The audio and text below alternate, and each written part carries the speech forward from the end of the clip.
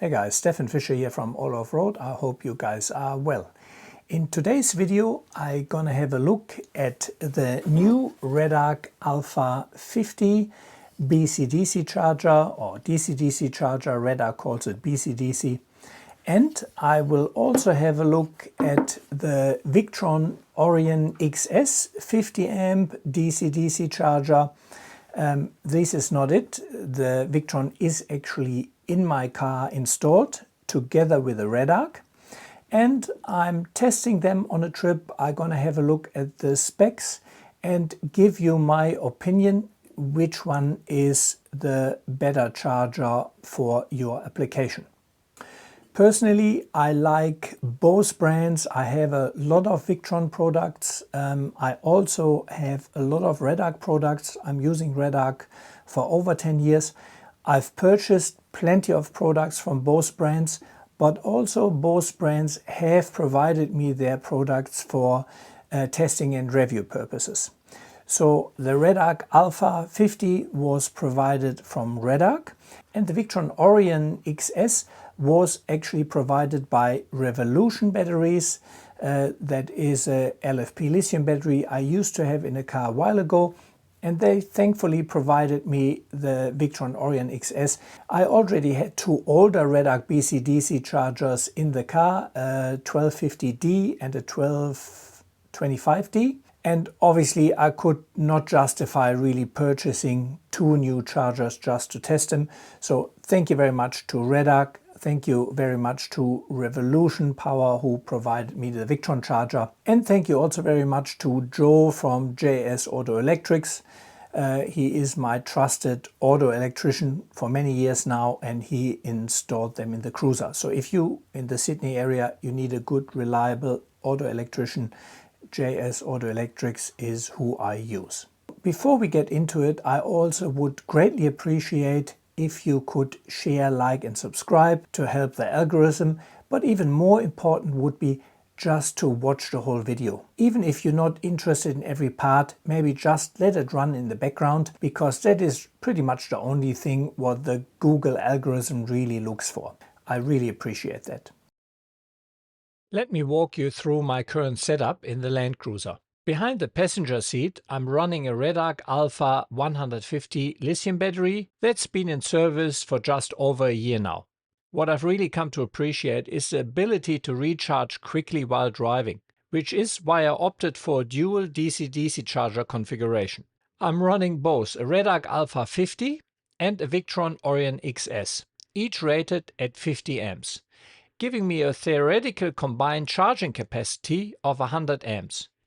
In practice, after about 20 minutes of driving, this settles to around 80 amps total output. One crucial detail that's often overlooked: your alternator needs to have sufficient capacity to support your DC-DC chargers plus your vehicle's electrical demands. In my case, I'm using an M2K high output alternator that can deliver up to 180 amps. There's no point installing high output DC-DC chargers if your alternator can't supply the current they need. I'm running the M2K alternators now for many years and can only highly recommend them. I often have people comment, why do you want to charge your battery so fast? I mean, everyone is different, and if you are happy with a lithium battery and a 25 amp charger, that is perfectly fine. But for me, one of the big advantages is the fast charging. And for instance, on Fraser Island, I often move campgrounds, but driving time between different camps is only 1 or 2 hours in most cases. And if I have been stationary previously for a day or two, my battery may be empty. I just want to be able to recharge my battery as fast as possible. So let's talk about these 50 amp DC-DC chargers and what that rating actually means in the real world. I've tested both units extensively, and there's something important you need to understand. Neither will maintain 50 amps for extended periods. Both units employ thermal protection that reduces their output when they get hot. The Victron Orion XS starts derating at only 40 degrees Celsius, dropping by 1.5% per degree, while the Redarc holds out till 55 degrees Celsius before derating 3% per degree. At 60 degrees, the Victron delivers 35 amps compared to the Redarc's 42.5 amps. While the Victron isn't suitable for engine bay installation at all, I found that even when mounted in a well-ventilated cabin location, it starts derating after about 15 minutes of operations. The Redarc, with its more substantial heatsink and higher temperature tolerance, maintains its output longer, but will eventually derate as well. The thermal protection isn't a defect, it's actually protecting your investment. But it's crucial to understand these limitations when planning your system, especially in our Australian climate. In my previous setup, I successfully used the Redtek cooler with the BCDC 1250D, which prevented thermal throttling completely during testing. Though I should mention, I haven't tested the solution under extreme desert conditions yet. I've got another Redtek unit ready for the Victron, but haven't installed it yet. Based on my testing results, I can definitely recommend these coolers, especially for the older Redarc BCDC chargers, which tend to run quite hot. Given that the Victron units derate even earlier, adding active cooling should make an even bigger difference to their performance. Let me walk you through the key advantages of the Redarc Alpha 50.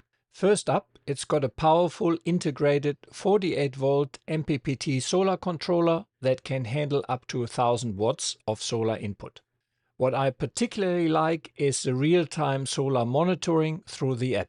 It gives you actual data, not just estimates. The bidirectional charging is a standout feature. For instance, if your starter battery goes flat, it can recover it in about 5 to 10 minutes using power from your auxiliary battery. Also, once your main battery is fully charged, it'll even redistribute excess solar power to keep your starter battery topped up. Being Australian-made, it's clearly designed for our conditions. The unique IP67 rating means you can mount it under the bonnet, and its thermal management is impressive, with multi-directional heat sinks and an engineered air gap that helps maintain higher outputs for longer. You'll notice much less derating compared to the Victron, especially in our summer heat. The build quality shows in details. Secure screw terminals for direct cable connections, no fly leads to worry about anymore. And it even includes a terminal temperature probe, which definitely should be connected. Finally, we also have Bluetooth connectivity and a corresponding app, which tells you a lot of useful information, something I was missing a lot at previous chargers. With efficiency ratings between 95.5 and 96.7, it's making the most of your input power, though has a little bit less efficiency than the Victron unit. Having nationwide Australian support just a phone call away is a significant advantage, whether you need installation guidance, have product questions, or run into issues in the middle of nowhere. Though I should mention, in my many years of using Redarc products, I never actually had to call them about a failed unit. Let me be clear, I don't actually have many complaints about the Redarc Alpha 50. It's a very solid unit that performs exactly as advertised, and it's a massive improvement over the old BCDC 1250D. Redarc has clearly listened to user feedback, including issues I've raised with them directly, and addressed pretty much all the shortcomings of the previous model. The dual app situation is probably the most noticeable inconvenience. You need two separate apps that can't run simultaneously, one for monitoring and one for configuration. You'll need to completely close one before opening the other, which can get a bit tedious during setup, and it took me a while to figure out why my settings were not applied. The settings workflow could also be more intuitive. There are sometimes a few steps needed for tasks which only should be a single step. While the 48-volt solar input limit works fine with most vehicle setups, it would be nice to see support for higher voltage panels, especially if you wanted to use standard house solar panels. Yes, it's about 44% larger than the Victron, but that extra size is actually put to good use with better thermal management and a very solid and good build quality. So while these limitations exist, they are relatively minor in the grand scheme of things, and they don't significantly impact the unit's excellent overall performance. Let's now look at what makes the Victron Orion XS 50 stand out. According to Victron's documentation, the unit can achieve efficiency ratings up to 98.5% when operating in optimal conditions. However, keep in mind this peak efficiency drops as the temperature rises. If you already invested in the Victron Serbo GX ecosystem, this charger would integrate seamlessly with your setup. While I don't use the Serbo GX system myself, I can see how this integration would be valuable for monitoring and controlling multiple Victron components. But one area where Victron really shines is their Victron Connect app. It's genuinely one of the best I've tested. Reliable Bluetooth connectivity, intuitive interface, many advanced settings options, and clear data presentation. Whether you're checking charging status or adjusting parameters, the app just works without a fuss. The unit's compact size could be an advantage or limitation depending on your setup. While it's notably smaller than the Redarc, making it easier to fit in tight spaces, this comes at the cost of the thermal management. While Victron employs modern aluminium circuit board technology for cooling, my real-world testing reveals its limitation compared to the Redarc's traditional approach. The Redarc's multiple external heat sinks might seem less sophisticated, but the performance data is clear. The Victron starts derating at 40 degrees at 1.5% per degree, while the Redarc maintains full output until 55 degrees, then degrades at 3% per degree. During testing, this difference became quite apparent, with the Victron's internal temperature rising quickly, triggering early output reductions. The Victron stops to provide any output at 60 degrees, while the Redarc can operate up to 85 degrees. Something to consider for Australian conditions. The protective terminal covers with integrated strain relief is a nice touch. Other notable features are programmable charging profiles, remote on and off capabilities, adjustable input current limit, reverse polarity protection, 3-stage charging algorithm, smart alternator compatibility, parallel operations capability, and a CAN bus interface. For instance, in well-ventilated, cool environments where space is at a premium, or if charging speed is not that important for you, the Victron may be worthwhile considering.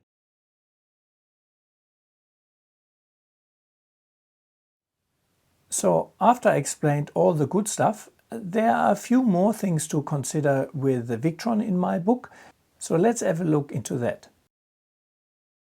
Victron's build quality is pretty good, but especially in this case it doesn't seem to be on par with the Redarc unit, which feels far more substantial and better built. I've used numerous Victron products over the years and they've proven consistently reliable. However, like many Victron products, the Orion XS50's design presents some challenges for Australian conditions. The main issue is thermal management. Output derating begins at 40 degrees, a temperature we regularly exceed in Australia. And even at moderate outside temperatures, the unit reaches 40 degrees after only 10 to 15 minutes of operation. Without substantial heatsink, the unit struggles to maintain its rated output in our climate. This becomes particularly evident during summer months or in warmer installation locations. The IP65 rating, while adequate for some installation, limits mounting options compared to Redarc's IP67 rating. This becomes relevant when you're looking at engine bay installation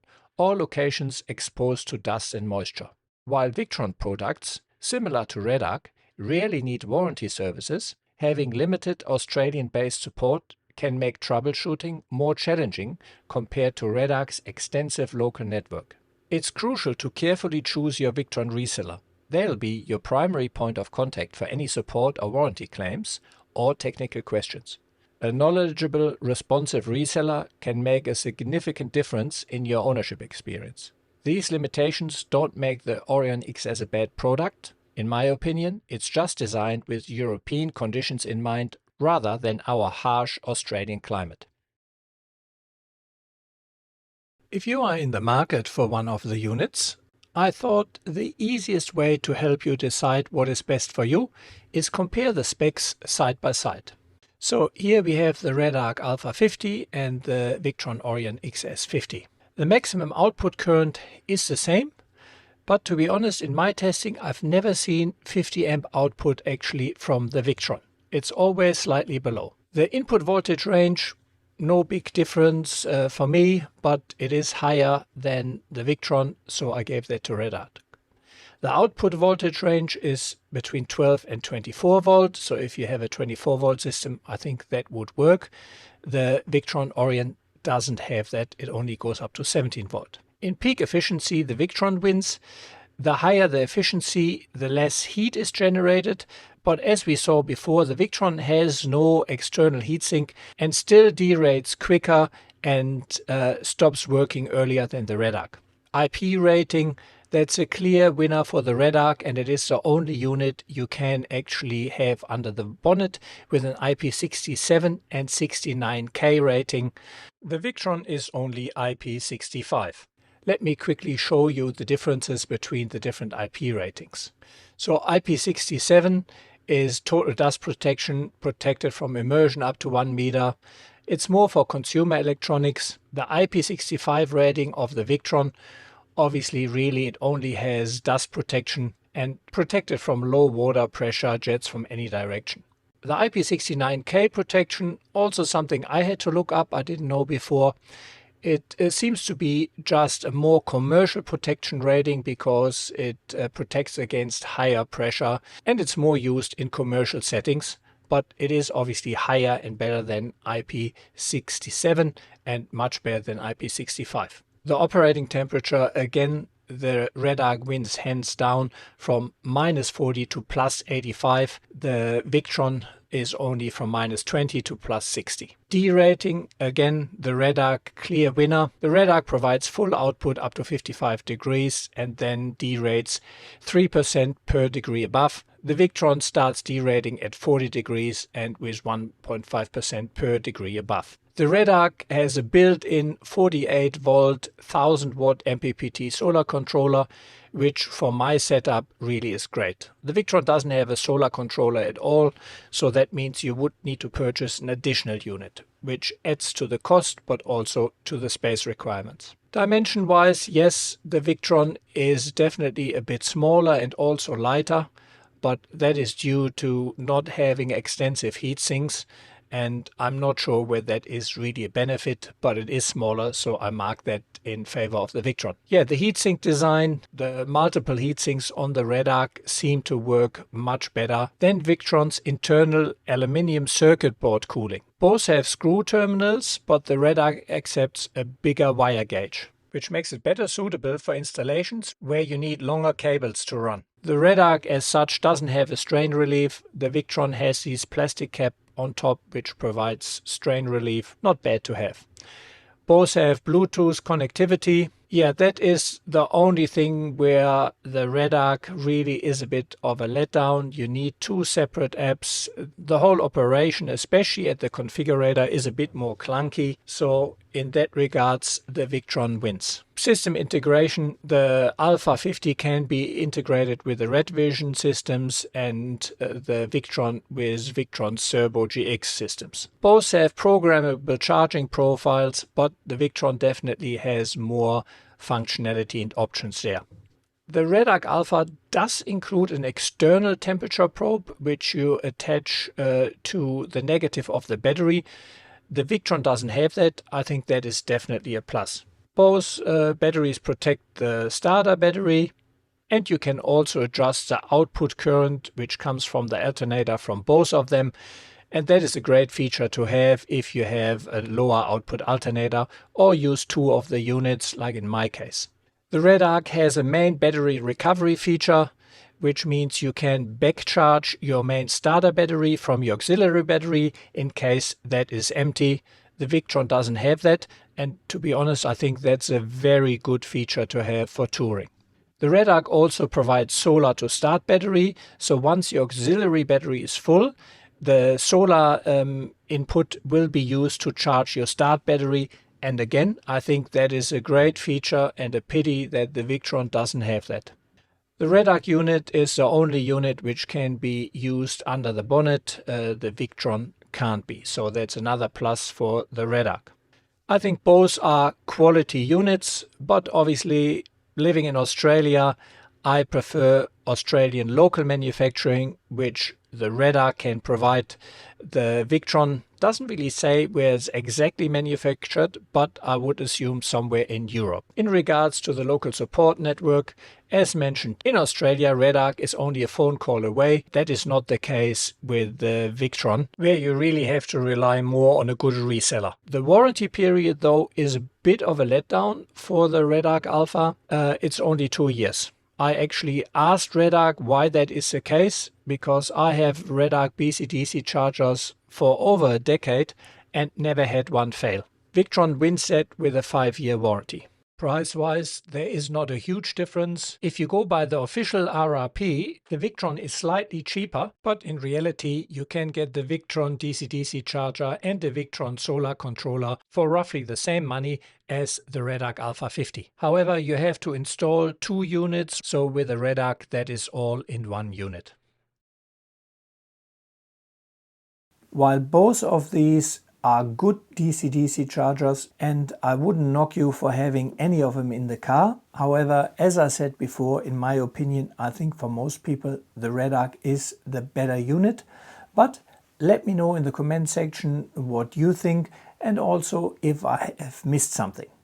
I will continue using both of the chargers, and I will keep you updated there. Yeah guys, thank you very much for watching. I hope you enjoyed the video. If I provided you useful information and you want to support my videos, I would greatly appreciate if you could head over to Patreon or buy me a coffee, and with the equivalent of 1 or 2 coffees per month, you can help me creating these videos. Also, it would be greatly appreciated if you could just replay the video, let it run all the way through, because that will help the Google algorithm and hopefully shows the video to more people. Thank you very much, and I hope to see you along the tracks.